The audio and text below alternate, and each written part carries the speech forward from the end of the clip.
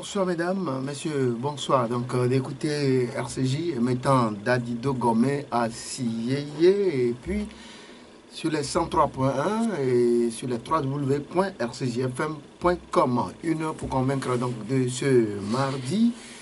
Déroule son tapis rouge à Togui Dagban à Yvon, chef coutumier d'Adapamé et ingénieur urbaniste. Avec lui, nous allons parler actualité sans transition. Il faut encore toutes nos excuses donc pour ce retard, indépendant donc de notre volonté.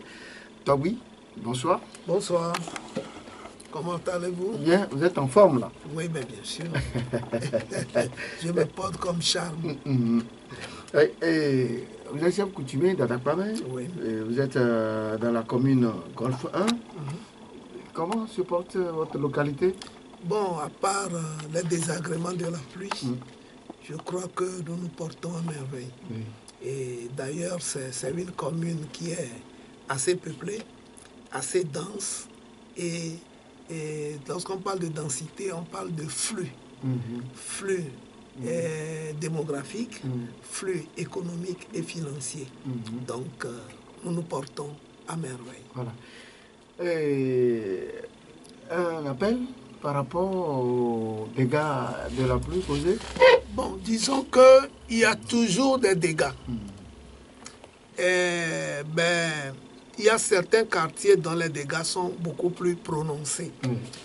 À Dakpamé, vous savez que nous sommes pratiquement dans la cuvette, après le plateau. Donc une partie d'Adakpamé est dans la cuvette. Donc les eaux viennent se rencontrer à Adakpamé.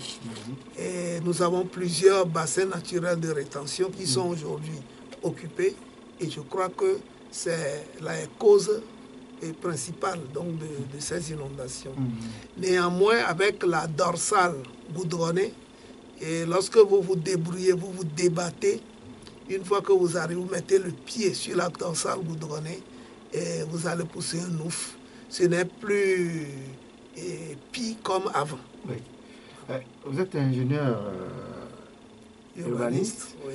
Alors, peut-on pousser un ouf de soulagement un jour? Et avec l'urbanisation de notre contrée, disons que nous n'avons normalement pas à nous plaindre si jamais on mettait l'urbanisme au service de l'urbanisation. L'urbanisation, c'est le phénomène de développement des villes. Mais l'urbanisme, c'est l'outil, en même temps outil, en même temps la science, en même temps la technique qui accompagne ce développement, qui d'ailleurs doit venir en amont, en accompagnement et puis en aval. Généralement, nous constatons que l'urbanisme suit plutôt l'urbanisation. On attend que les villes se développent, s'étalent, pour ensuite venir et chercher à les soigner, ce qui n'est pas normal. C'est ce qui fait que la plupart du temps, c'est comme un médecin qui vient après la mort du patient. Donc, on cherche à rattraper. Nous faisons plutôt de l'urbanisme de rattrapage. C'est ce qui fait que si la tendance n'est pas inversée, nous n'allons jamais pousser un ouf de soulagement. Voilà ce que je peux dire pour caricaturer. Oui, aujourd'hui c'est l'actualité, hein? C'est ces eaux qui dérangent, surtout la sous-région. La dernière fois, on a vu le cas au Ghana. Ici, les riverains des bassins de rétention se plaignent tellement. Qu'est-ce qui explique qu'à chaque goutte, nos bassins débordent? Il faut dire que les bassins n'ont pas été dimensionnés comme cela se doit. Si c'était en prévision, si c'était prévisionnel, on allait sûrement faire les calculs qu'il faut et les dimensionner pour que les eaux qui tombent puissent être recueillies. Or, c'est un rattrapage. On constate les problèmes, le peu d'espace qui reste, on essaye d'aménager un bassin. Ceci dit, ça ne peut pas contenir toutes les eaux, et surtout lors des pluies diluviennes, et ça fait que cela déborde et cela inonde davantage. Parce que si le bassin est débordant, il faut forcément pomper avant que les eaux, le niveau des eaux ne diminue. Donc c'est du rattrapage. Nous faisons du jonglage. Et j'ai toujours dit, tant que la tendance n'est pas inversée, nous y resterons. Donc c'est des ouvrages qui ne sont pas dimensionnés à l'avance. Voilà. Ça peut aller? Ça peut aller. Par rapport à ces bassins de rétention, Ah, mais nous allons faire avec. Il y en a encore en projet. Hein? Oui, mais on va faire avec. Puisque c'est courant peut-être 3 mois que ces gènes-là vont persister. Puis après, nous avons les 9 mois plus ou moins libres. Mais on ne peut pas faire autrement, à moins de faire de la politique volontariste qui parfois fait des omelettes. Donc, disons, c'est une politique de décision. On décide agrandir le bassin, alors vous aurez à casser des maisons alentour. Et bien, ça a un coût, parce que vous aurez à dédommager ces gens-là. Et c'est un long processus qui n'est pas souvent facile. Et ça crée beaucoup de frustration et sur le plan social. Et ça engendre, ça génère beaucoup de coûts financiers. C'est pourquoi dans la vieille ville, c'est difficile. Une fois que l'espace est déjà construit, c'est difficile. Mais on peut en prévoir dans les nouvelles installations humaines. Et là, l'espace est libre et on peut dimensionner comme cela se doit. Et même rêver sur le plan urbanistique et faire des villes nouvelles.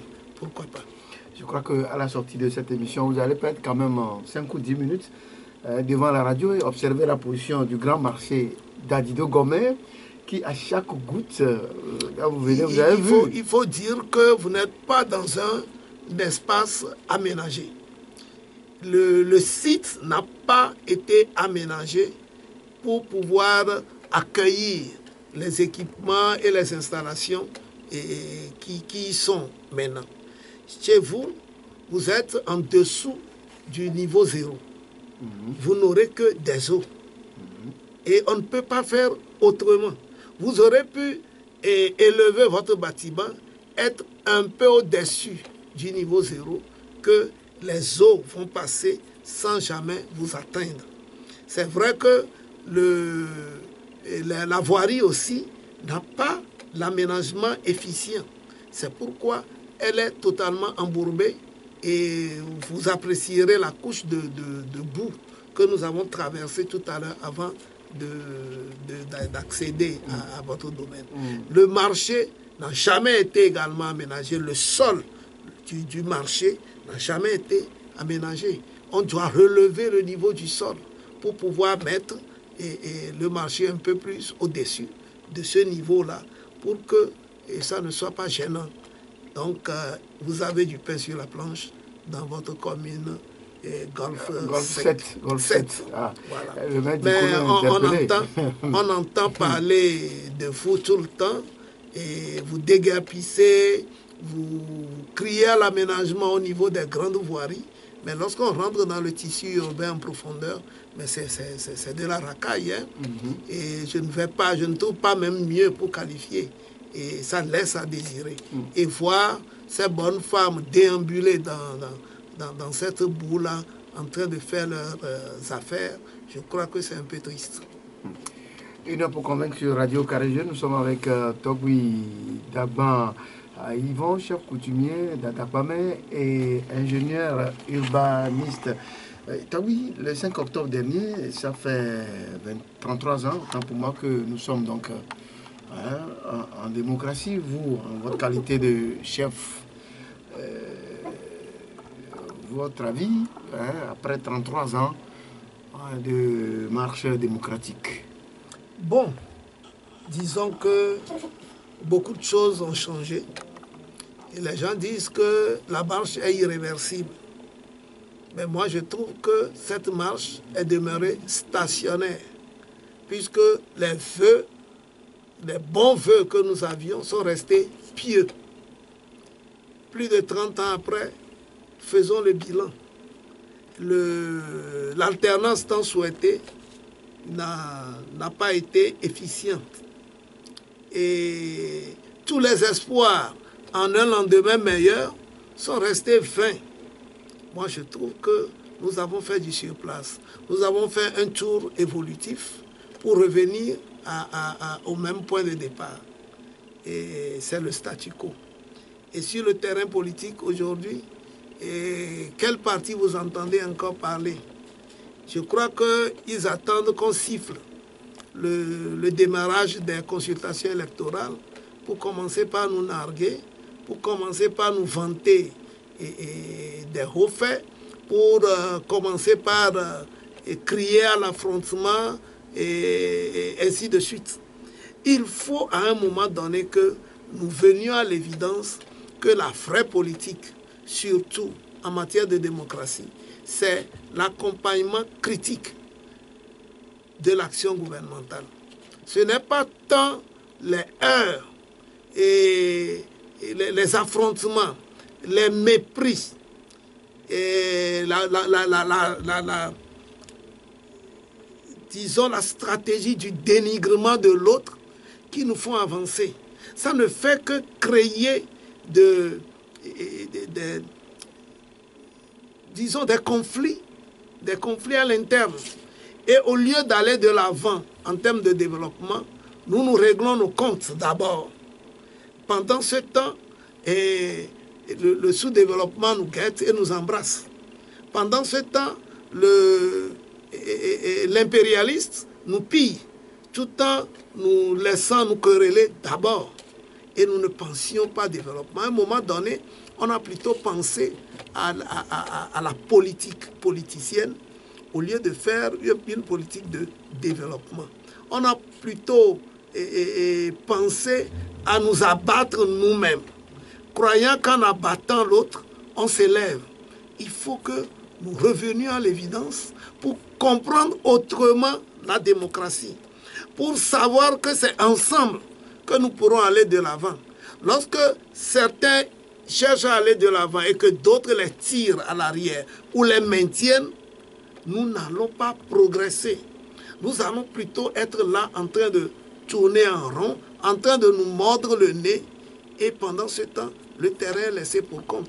Aujourd'hui, le terrain est laissé pour compte. On ne sent même plus l'opposition. Au point qu'une presse de la place, dans un numéro, je crois, paru en juin, a écrit « Unir cherche opposition ». Parce que le poids de l'opposition ne se fait plus sentir. L'accompagnement critique, là, ne se fait plus sentir. On argumente, ils crient un moment, et puis ils se taisent. Ils attendent qu'on siffle le démarrage des hostilités, comme ils savent bien les déclencher, pour s'armer et puis remonter le ton. Mais à l'heure actuelle, comme on n'a pas encore sifflé le démarrage, tout est insipide, tout est au point mort. Il n'y a plus de saveur politique. Voilà et comment moi je peins les 30 ans et ce que je crois que la démocratie doit nous amener à faire. Est-ce que cette opposition vraiment défend le peuple, comme ils ont l'habitude de le dire dans leurs propos? Vous savez, lorsque vous prenez le mieux-être et que vous joignez l'acte à la parole, vous allez dans l'intérêt du peuple, puisque le peuple, c'est toujours le mieux-être qui est son leitmotiv. Mais lorsque vous vantez la recherche, la lutte pour ce mieux-être, et que vous-même, vous n'êtes pas mieux loti, que vous êtes obligé d'aller tendre la main vers celui-là que vous comptez critiquer, le moment vient où vous dira taisez-vous et vous allez vous taire. Et lorsqu'il dit mais commence par encore crier, crie fort, tu vas crier. Vous êtes à sa merci. C'est que vous ne pourrez rien faire d'autre que ce qu'il vous demande de faire.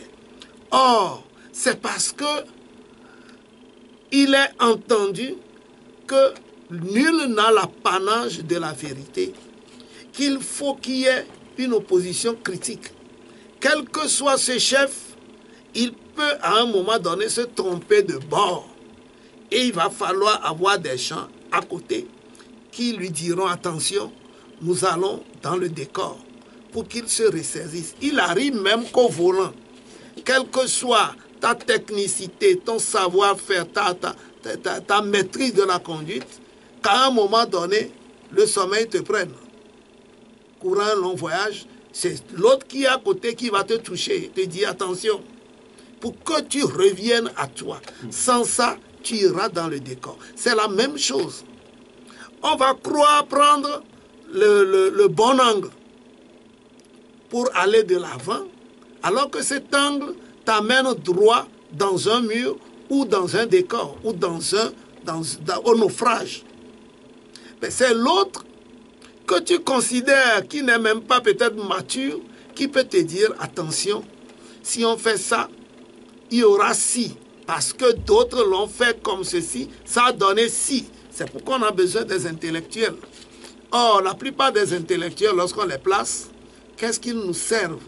Ils n'ont que des têtes bien faites, des têtes pleines et non bien faites. C'est-à-dire? Les têtes pleines, c'est ceux qui ont amassé, ils croient avoir amassé des connaissances, mais ne savent pas les rendre ou les utiliser. Ils ont appris pour obtenir des diplômes ou ils se sont allés enticher des diplômes pour dire je suis tel, mais à l'œuvre, on les voit. Mais que d'intellectuels n'ont pas été aux affaires. Qu'est-ce qu'ils ont apporté? Parce qu'aujourd'hui, c'est bien de critiquer le pouvoir dans son ensemble. Mais si vous voulez regarder entre les lignes, prenez les techniciens du pouvoir isolément. Tel est professeur de chaire, tel est agrégé en ceci. Qu'est-ce qu'il a pu donner courant son passage? Puisque cela se ressent également dans nos sociétés, à nous. Lorsque vous recrutez un technicien qui se dit être expert en ci et en ça, vous lui apportez toute la confiance. Puis au fil des temps, vous trouvez même que pour lui donner une note, vous ne lui donnerez même pas la note d'un bachelier. C'est ça qui fait la particularité de nos pays et de nos intellectuels. Moi, je serai un chef de gouvernement que, avant de recruter ou bien de nommer quelqu'un, je vais le nommer sur ses expériences au lieu de le nommer par rapport à ses diplômes. Il y a des autodidactes qui sont plus expérimentés, matures et puis sûrs que ces diplômés de je ne sais où, parce qu'aujourd'hui les diplômes aussi s'achètent. Hein. Et nous sommes souvent dans le décor. Vous en connaissez? Mais j'en connais. Il suffit, si on trouve que j'exagère, il suffit qu'on fasse l'audit des diplômes et dans la fonction publique et de partout. Vous verrez que les 60% ne sont pas des vrais. Il y a des gens qui se font même écrire leur mémoire. Vous n'allez pas douter de ça. Il prépare sa thèse, mais il ne maîtrise pas grand-chose. On lui fait préparer le mémoire. Et c'est du copier-coller. Dans tous les cas, nous n'allons pas s'éterniser sur cette piste, mais sachez qu'en matière de démocratie, pour arriver aux objectifs, il faut des hommes qu'il faut à la place qu'il faut. Pas des hommes de nom, mais des hommes, des technocrates réels. Et cela va faire marcher la barque. Nous avons déploré l'état de certaines de nos routes. Ce n'est pas que les gens ne savent, ne voyagent pas pour regarder ce qui se fait. Les routes, ce sont des ouvrages d'art. Lorsqu'on parle d'ouvrages d'art, c'est le fonctionnel et le beau. Mais nos routes sont belles en quoi? Il n'y a rien de beau sur nos routes. Les accotements, tout laisse à désirer. Il n'y a même pas de signalisation sur toutes les routes. Et certaines routes ne prévoient pas, ne font pas les prévisions techniques. Au point que dans certains virages, au lieu que le virage, le bord soit relevé, on l'incline et les titans, les gros véhicules dans le virage tombent. Mais tout ça là, on n'a jamais cherché à corriger. C'est comme si c'est toujours au compte de l'excès de vitesse. au compte de l'alcool, et c'est alors qu'ils savent. Mais s'ils savent et ils ne l'ont pas fait, c'est qu'ils ne savent pas rendre leur connaissance. C'est tout. Et ça, ce n'est pas sur le compte du gouvernement, c'est sur le compte de nos techniciens qu'on met à l'œuvre.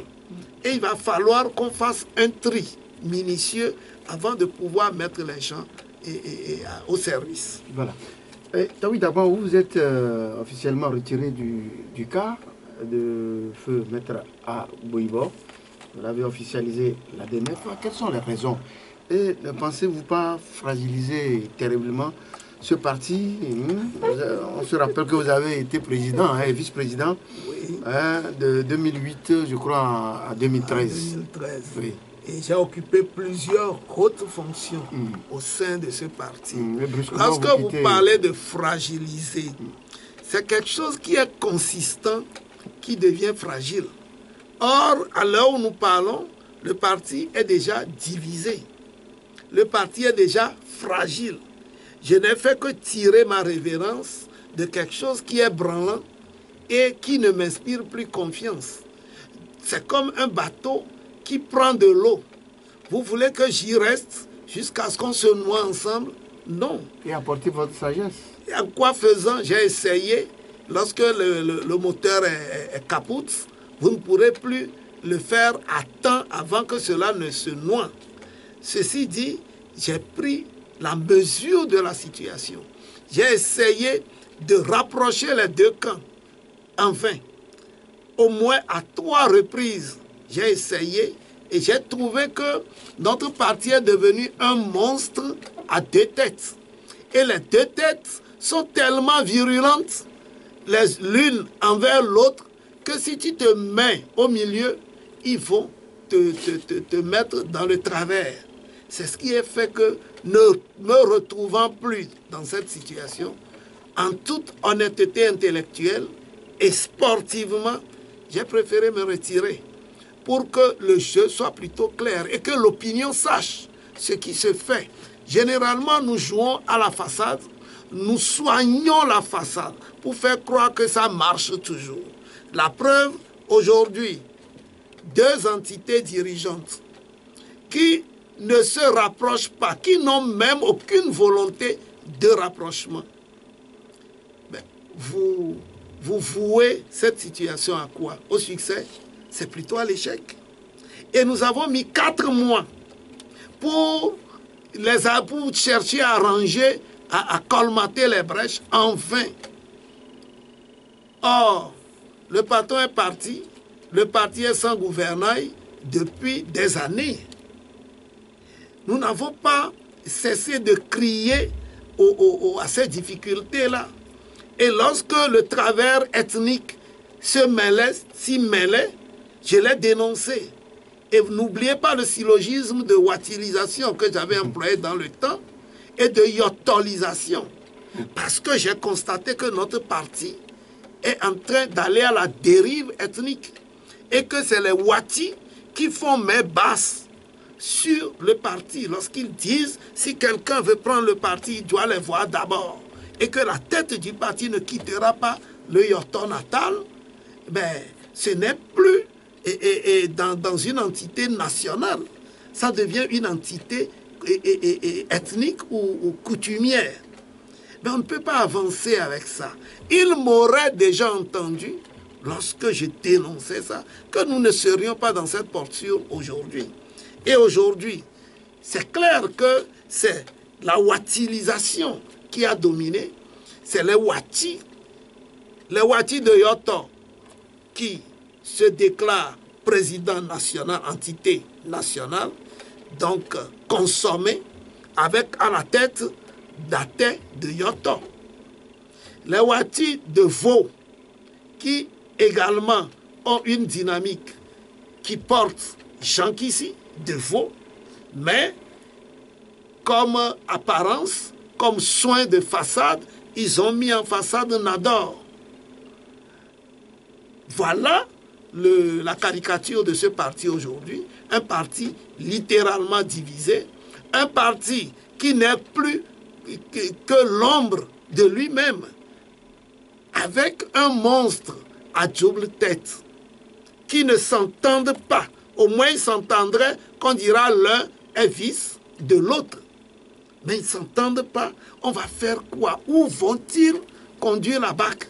Lorsque l'un voudrait aller ailleurs, l'autre voudrait aller quelque part d'autre, mais ce n'est que la rupture. Je ne vais pas couver ça aussi longtemps. Ma dernière initiative date de peut-être 2 semaines, lorsque l'un des partis a refusé de venir faire le rapprochement. Et qu'est-ce que j'ai encore à donner d'autre, si ce n'est que de me retirer de cet amalgame et de penser à me refaire. Pensez à vous refaire.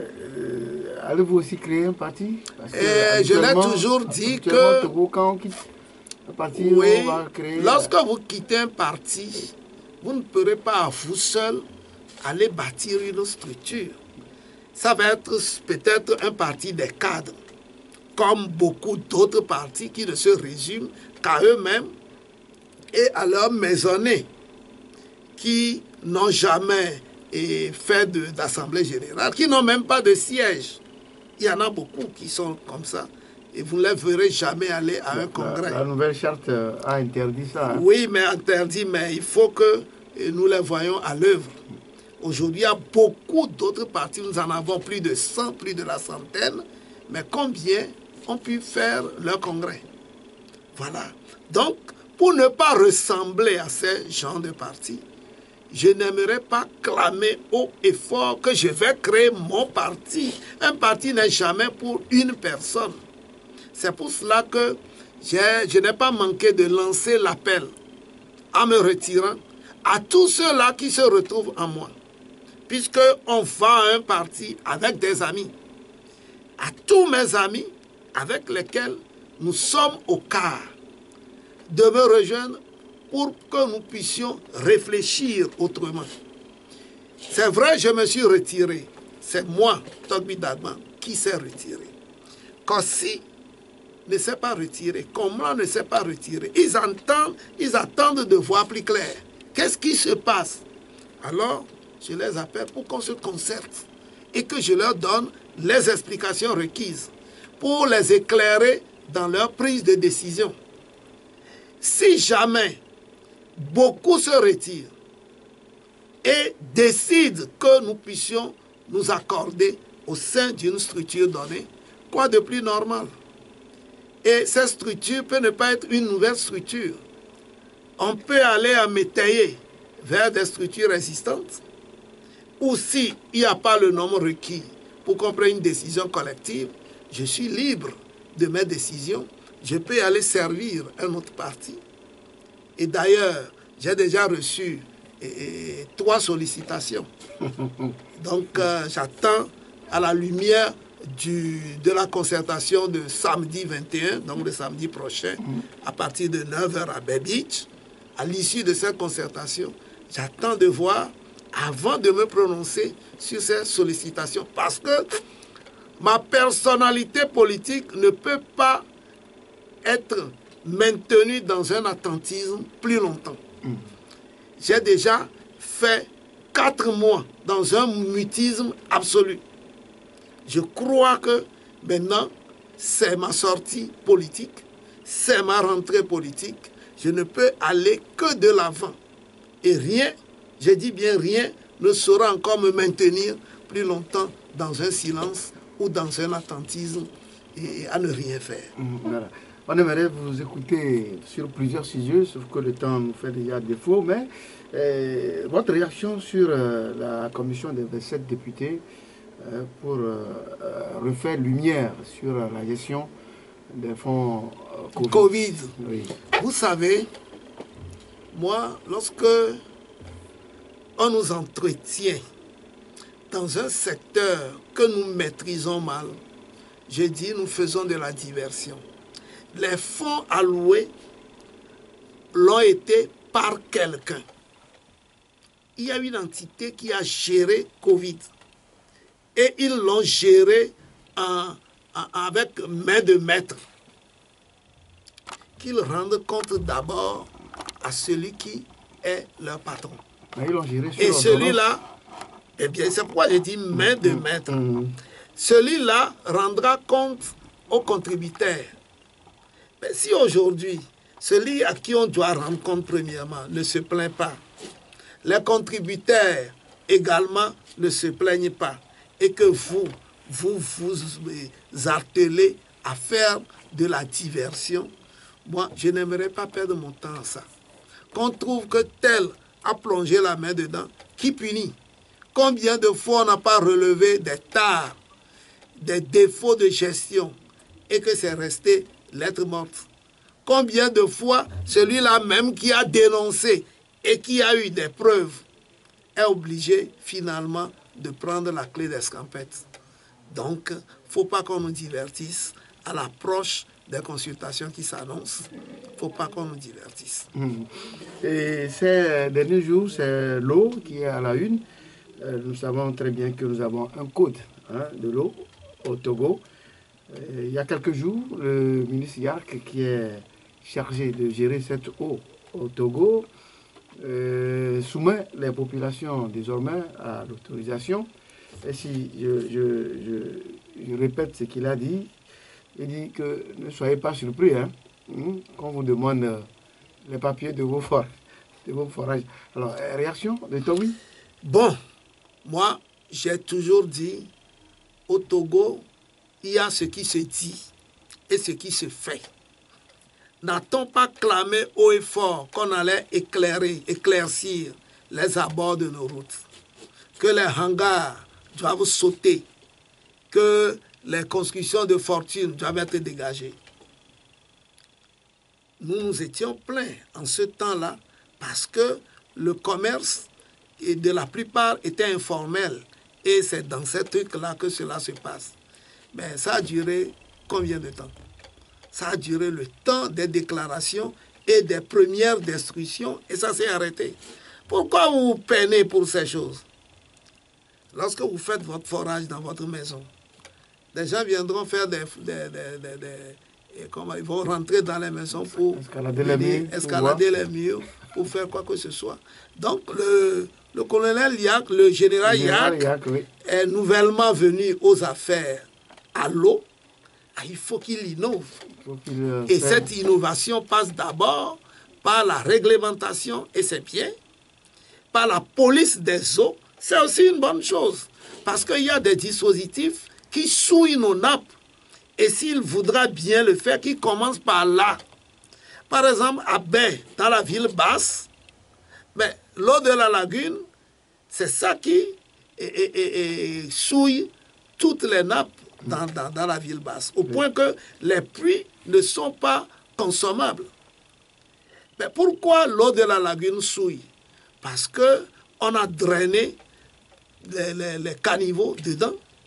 Et ces caniveaux n'ont pas distingué les eaux. Il y a les eaux vannes, il y a les eaux de ruissellement, tout vient. Ça fait que nos nappes sont souillées. De quel forage on parle dans la ville basse? Parce que pour atteindre une eau comestible dans la ville basse, vous irez à plus de 100 mètres, voire à plus de 200 mètres. Qui sont ceux-là qui peuvent se donner ce luxe de forêt à plus de 200 mètres? C'est les gens nantis. Donc, nous, bas peuple, nous ne devons même pas nous soucier de ces genres de réglementation. Les gens qui sont nantis se trouvent dans leur propre rang. Et je crois que ça nous a mis seulement de l'eau au dos et ça nous fait froid au dos, c'est tout. Ça va passer. Eux-mêmes, ils vont se régler entre nous. Ce n'est pas une réglementation qui nous concerne à proprement parler. Oui. Et il y a également une autre actualité, c'est cette question de Wi-Fi zone. Toi, oui? Oui. Allez-y.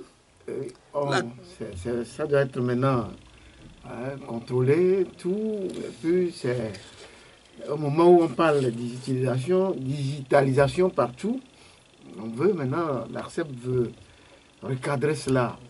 Dans tous les cas, vous savez, lorsqu'il y a une nouvelle technologie, on l'ouvre pour que assez de gens puissent l'embrasser. Puis petit à petit, on passe à la restriction. C'est une technique. La réglementation, la restriction des Wi-Fi zones était dans le plan depuis. Vous devez savoir que ce n'est pas une vanne qu'on va ouvrir perpétuellement et que les gens aient accès même de la rue, que tu puisses avoir accès ainsi de suite. Mais ils veulent avoir les consommateurs, le plus grand nombre de consommateurs. Vous créez le besoin et les habitudes d'utilisation, ensuite réglementer. Et c'est lorsqu'on réglemente, on restreint l'utilisation, que cela devient plus profitable.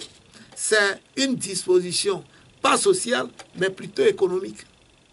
Et que vous le veuillez ou pas, ça va être restreint. Ça permet de mieux suivre. Ça permet de mieux contrôler ce que vous faites. Ça permet de mieux vous localiser. Donc, que vous criez ou pas, ça ne sera pas une vanne ouverte. Donc, là aussi, ne perdons pas nos temps. C'est leur affaire. Vous êtes des profiteurs. Vous profitez de ces installations. Vous utilisez, vous consommez. C'est vrai que le consommateur a également des droits, mais vous n'avez pas des obligations. Hein. Votre obligation, c'est de payer. Et de même mieux payer lorsque ça va être restreint. Voilà. L'actualité en matière de santé, c'est l'usage de faux médicaments ou médicaments parallèles. Au CHU Kara, où les sanctions sont tombées. Ça fait beaucoup débat. Hein? Oui, ce qu'on parle de faux médicaments, c'est les faux médicaments conventionnels. Puisque la plupart des médicaments exportés ou importés sont taxés de conventionnels. Mais comment nous faisons pour réglementer l'entrée de ces médicaments? Nous faisons parfois foi aux pharmacies. Aujourd'hui, il y a des médicaments de la rue qui se retrouvent aussi dans les mêmes étiquettes qu'en pharmacie. Je peux donner des exemples. Les paracétamol, on les retrouve également en pharmacie que dans la rue. Et il y a des circuits parallèles qui sont vraiment criminels. Je crois que, parlant de faux médicaments, ce n'est pas par rapport à la pharmacopée. C'est plutôt par rapport à leurs produits conventionnels. Donc l'État ou les autorités compétentes se chargent de vraiment apprécier l'entrée de ces médicaments, d'avoir une traçabilité. Parce que si vous n'avez pas de traçabilité, d'autres circuits parallèles vont s'intégrer. Et c'est nous qui payons les frais. C'est nous qui payons de nos vies. C'est l'occasion pour moi de demander que le pouvoir public également fasse en sorte d'encourager l'usage de la pharmacopée. Au Ghana, c'est double. Et je crois que les circuits frauduleux sont moindres par rapport à chez nous, où c'est un seul circuit taxé de conventionnel, mais qui ne guérit pas toutes les maladies, qui s'avèrent impuissants vis-à-vis de certaines maladies qui ont leurs limites. Alors, c'est l'occasion de lancer un appel à eux pour qu'ils puissent encourager un second circuit et éviter à nous, bas peuple, les circuits frauduleux et qu'on taxe de faux. Oui, depuis un certain moment, nous avons de ces acteurs qui œuvrent dans la médecine traditionnelle qui reviennent. Ils ont actuellement une association et souvent ils font des réunions avec nos médecins. Aujourd'hui, croyez-vous à cette médecine traditionnelle? J'y suis moi-même et j'y crois. J'y crois en ce sens que je l'expérimente. En ce sens que certaines maladies qui échappent, dont la guérison échappe à la médecine conventionnelle, sont traitées par la pharmacopée. Et j'en traite personnellement beaucoup. Donc, j'y crois. Seulement de la manière dont cela est administré, c'est ça qui parfois ne rassure pas. Certains l'embrassent en gagne-pain. Et alors, tous les coups sont possibles. Et sachez que la médecine traditionnelle, elle est étroitement liée au spiritisme. C'est-à-dire? Au spiritisme, parce que l'homme étant double, il y a certaines maladies qui ont des liens spirituels que vous devez chercher d'abord à découvrir avant de commencer par administrer les médicaments. On est malade parfois spirituellement et le reflet vient dans le physique. Lorsque vous prenez l'exemple de quelqu'un qu'on envoûte, cette personne peut avoir des convulsions. Ça existe encore? L'envoûtement, Jésus l'a enlevé. Donc vous ne croyez pas à l'envoûtement. Si vous n'y croyez pas, je vous invite à faire l'expérience. Non, avec dès demain. Non, avec moi. Dès demain. Et sur qui? Ben, venez d'abord avant de chercher si c'est sur vous-même ou si c'est sur autre chose. Donc, mais on peut également vous jeter un sort.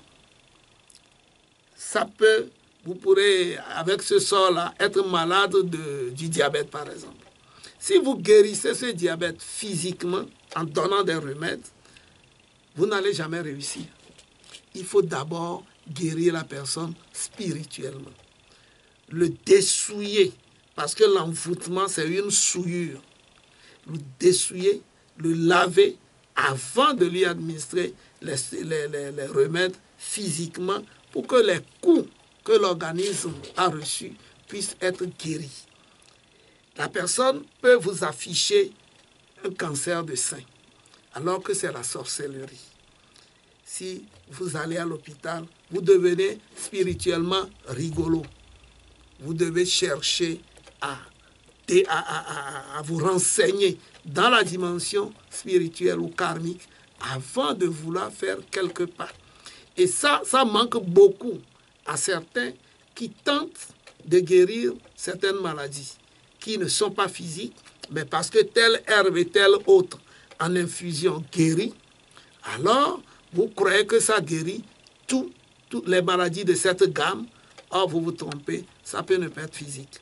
Sinon, la pharmacopée, la médecine traditionnelle, elle a toutes les chances de réussir, pourvu qu'on lui donne l'opportunité, pourvu qu'on le pousse à aller de l'avant, et vous verrez qu'il ira en fraîche.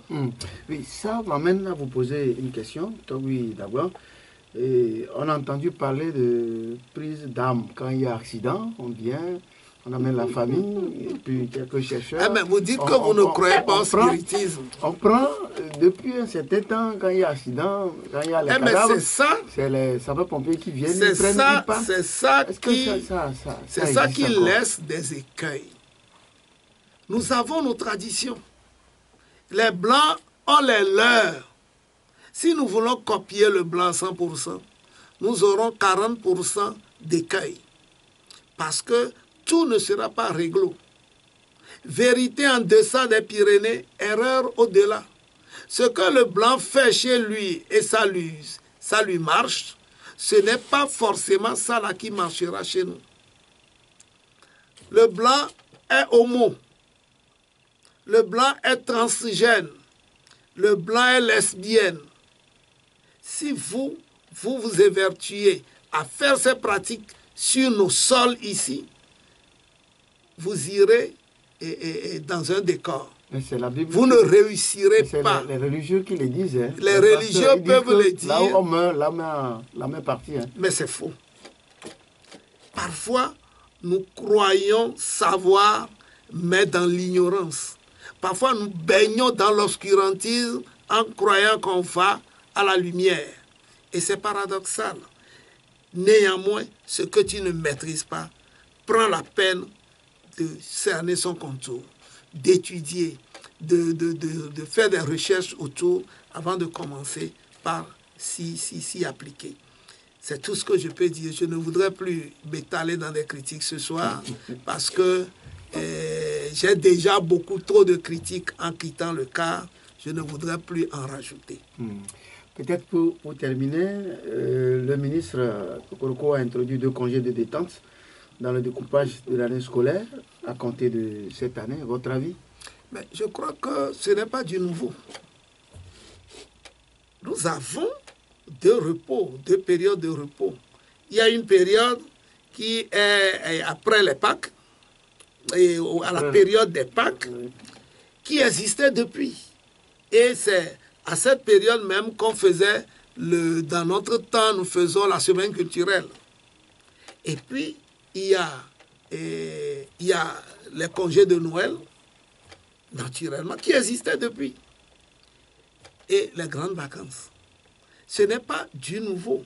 Mais chacun y va de sa manière pour chercher une certaine originalité dans ses approches. C'est tout. Sinon, ce n'est pas du nouveau. Même qu'il décale, c'est tant mieux. Mais ce que moi je leur dis, en matière d'éducation, nous avons une année académique chez le blanc qui est de 6 mois. Ceci dit, tu peux même préparer un diplôme, et disons 2 diplômes, dans la même année. Une année. Pourquoi on n'introduit pas ça chez nous? Ça fait partie du sous-développement également. Parce que le blanc ne voudrait pas que nous puissions évoluer au même rythme qu'eux. Mais le blanc a-t-il 8 heures de travail exclusif? Non. La plupart des usines travaillent 24 heures sur 24. Et tu peux avoir un travail principal en principal et puis un travail en job. Et c'est ce que font nos frères en Europe. Ils ont au moins 2 occupations quotidiennes. Tu fais 8 heures de temps ici, tu cours pour rattraper ton métro et puis tu vas encore aller ailleurs en ayant un espace de repos de quelques heures. Mais pourquoi nous, ici, l'administration fait 8 heures, point barre, et on nous dit, déjà le samedi, pas de travail à l'administration, alors que nous continuons nos travaux. On nous dit dimanche, c'est pour Dieu. Dieu a besoin de dimanche pour vous. Pourquoi faire? Dieu n'est pas un humain. Dieu n'est pas un homme. Donc il y a des vérités que nous devons fouiller pour connaître et puis nous régler par rapport à ça. Le blanc, lui, il est venu instituer dimanche pour Dieu parce que vous devez être libéré de vos occupations pour mieux venir cotiser et qu'il vous crée des magasins avec des habits nouveaux pour que vous puissiez payer et qu'il enrichisse, la métropole. Mais aujourd'hui, il y a nécessité de revoir tout ça là. Lorsque vous parlez d'éducation, est-ce que nous avons on a un ministère de la recherche? Est-ce qu'il y a un financement pour la recherche dans notre pays? Le blanc ne voudra pas que vous recherchiez et que vous puissiez vous aussi inventer et construire des drones pour les embarrasser, construire des fusils, construire des armes sophistiquées, vous noirs. Alors il ne va jamais vouloir mettre de l'argent sur la recherche, surtout que nous n'avons pas d'argent. Nos pays n'ont plus d'argent. C'est des aides budgétaires, c'est des avances budgétaires qu'on nous fait. C'est l'argent du blanc. Et au fil de l'année, vous payez à petits coups. Et lorsque l'année finit, on vous en donne encore. C'est pourquoi... L'État est donc devenu usurier. Oui, mais bien sûr. Non, si l'État est usurier, c'est lui qui prête. Mais oui, l'État est comment on l'appelle, est devenu débiteur. Nous devenons débiteurs des autres. Et donc, à la fin, il faut se presser pour préparer son budget. Et le budget qu'on vote à l'Assemblée, ce n'est pas notre budget. Vous faites les prévisions, vous envoyez à vos créanciers, et les créanciers taillent ce qu'ils ne veulent pas dedans. Notre éducation, le programme, si le professeur Kokoroko voudrait bien faire, il faut qu'il dépouille notre programme d'éducation des faussetés qui sont dedans. Et ces faussetés existent encore.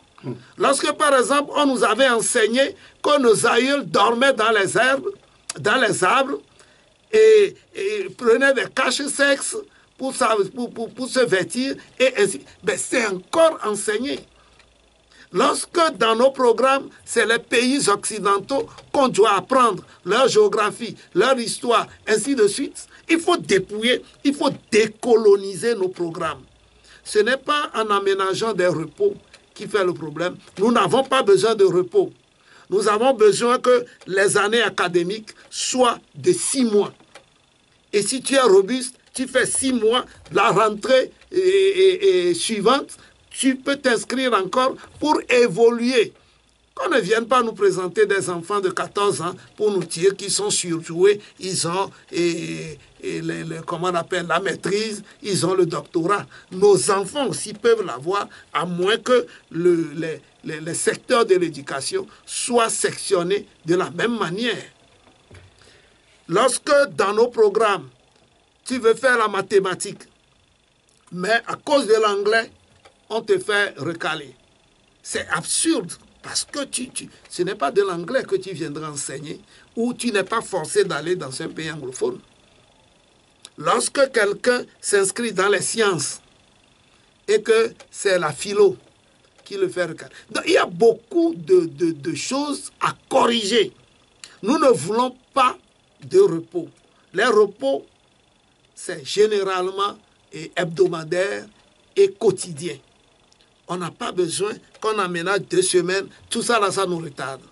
Et il faut qu'ils voient en quoi on peut réduire toutes ces fêtes que nous avons tous les mois. Lorsque tu prends de janvier jusqu'à décembre, tous les mois, il y a des fêtes religieuses qui font férier les trucs et des fêtes politiques. Il faut qu'on décolonise notre école également et que l'école soit laïque. Ensuite, qu'on dépolitise un tant soit peu également l'éducation. Nous allons terminer par la nuisance sonore. Il y a quelques semaines, un communiqué du ministre de l'administration a recadré la nuisance sonore que vous faites habituellement. Vous, les traditionalistes aussi, vous êtes dedans, hein? Je crois que les traditionalistes, leur nuisance ne gêne pas. La nuit, oui, vous êtes sûr? Non, la nuit, c'est peut-être comment on les appelle? Bon, ce n'est pas vraiment le vacarme. On change d'année là, pétatotron, tout ça. Pétatotron, la nuit, ce n'est pas du vacarme. C'est le jour qu'on peut faire du vacarme. Sinon, la nuit, il n'y a pas de vacarme. C'est tant mieux, c'est bien de réglementer, mais c'est bien de faire suivre. Si la nuisance sonore, on veut réglementer, qu'on réglemente chez toutes les confessions. Je vous ai dit, souvent, l'acte ne suit pas la parole. C'est des mesures de façade pour combler un vide de réglementation existante. Les Allahu Akbar, est-ce qu'on n'en fait pas encore à 3 heures ou 4 heures, tous les jours? Ceux qui sont collés à ces mosquées, ils sont obligés de se réveiller, alors que ce n'est peut-être pas leur confession. Moi, j'ai encore suivi des gens qui continuent par faire les prières de nuit avec le tambour, avec des cris. Il faut que l'acte suive, l'action suive. Et comme ça, nous allons pouvoir les acclamer. C'est bien de les suivre. Les bars étaient réglementés depuis. Mais c'est le suivi qui a fait que beaucoup encore basculé. C'est le suivi. Il faut créer aussi des zones. Faire en sorte que dans telle zone, à telle limite, on sait que c'est le vacarme. Parce que si vous allez à Décon, aujourd'hui vous dites pas de musique, rien, ça va être comme au cimetière. Bon là, mais si vous voulez monter les décibels, montez. Mais ça a un coût pour pouvoir au moins atténuer les peines des gens.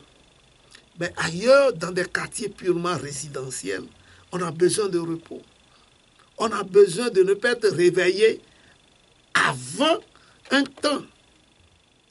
Dans tous les cas, moi, je ne voudrais pas aller plus loin au risque de s'attirer la foudre de ceux-là qui ont toujours fait les vacarmes Mais c'est eux également qui tentent de réglementer. Nous apprécions. Voilà. Toby, merci. Et votre mot de fin? Et je voudrais réitérer mon appel après mon départ du car, que ceux-là qui se retrouvent en moi, mes amis, ou ceux qui veulent être mon ami, puissent venir. Nous allons échanger sur ce que demain sera fait. Nous allons réfléchir autrement. Je voudrais remercier tous ceux qui ont cherché à me comprendre, ceux qui me font des offres pour les rallier. Ça m'est allé droit au cœur. Mais j'attends encore l'après-samedi avant de me décider. J'attends tous ces partis-là qui me prennent aussi à cœur de m'envoyer des invitations. Je vais faire comme à l'église. Je viendrai les essayer un temps pour apprécier avant de me décider. Donc la balle est dans leur camp. Merci. Merci Toby et bon retour. Merci. Bien de choses à toute votre population d'Adakpamé. Merci, l'entendons. Merci également à vous de votre oreille attentive. C'était donc l'émission 1 heure pour convaincre sur Radio Carré Jeune. L'émission 1 heure pour convaincre a déroulé donc son tapis rouge à Togbi Dagban à Yvon, chef coutumier d'Adakpamé et ingénieur urbaniste. La mise en onde a été assurée par Amen Le Saint. Moi, je suis Eugène Omanzé. Bonne suite de nos programmes et rediffusion de cette émission jeudi prochain, 8h temps universel. Au revoir.